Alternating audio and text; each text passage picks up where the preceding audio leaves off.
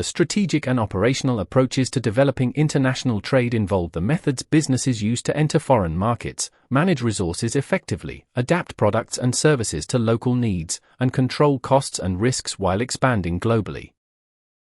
The strategies for operating internationally are subsidiary businesses, joint ventures, partnerships, agencies, licensing, franchising, subcontracting and outsourcing, each offering different levels of control, risk, cost and market involvement for international businesses.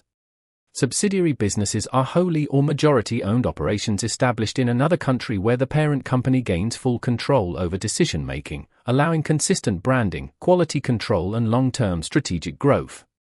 Joint ventures are agreements where two or more businesses share ownership of a new entity in a foreign market, benefiting international businesses through shared costs, shared risks and access to local market expertise. Partnerships are collaborative arrangements between independent businesses where resources and skills are combined, benefiting international businesses by increasing flexibility and reducing the financial burden of entering new markets. Agencies are arrangements where local agents sell or represent a company's products in return for commission, benefiting international businesses by providing quick market access with low setup costs and reduced risk.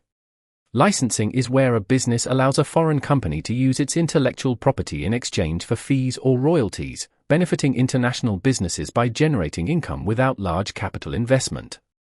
Franchising is where a business allows others to operate using its brand and business model under strict guidelines, benefiting international businesses by enabling rapid expansion while maintaining brand consistency.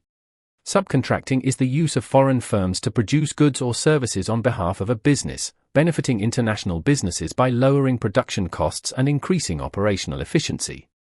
Outsourcing is the transfer of specific business functions to external overseas providers, benefiting international businesses by reducing costs and allowing focus on core activities.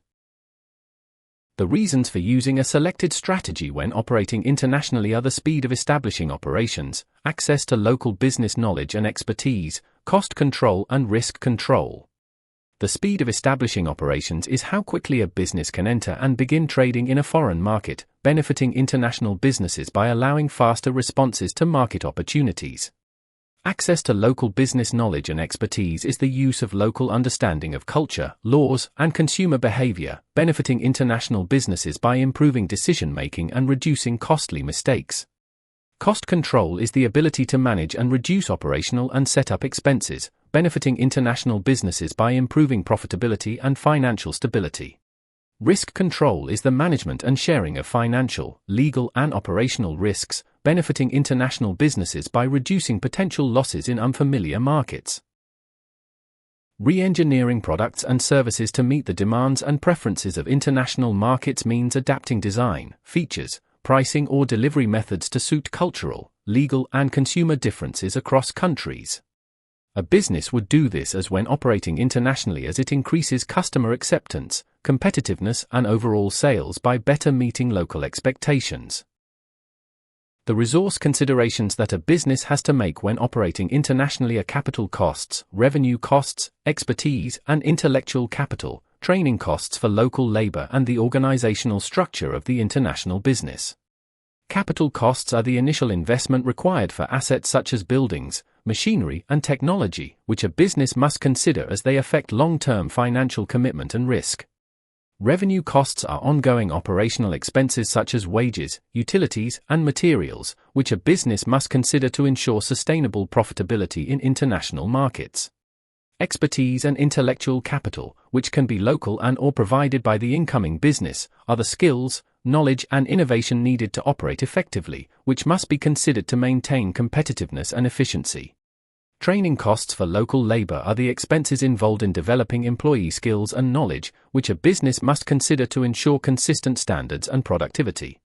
The organizational structure of international business is how management, communication, and decision-making are arranged across countries, which a business must consider to ensure effective coordination and control. Thank you for watching this video on the strategic and operational approaches to developing international trade. I'll see you in the next one.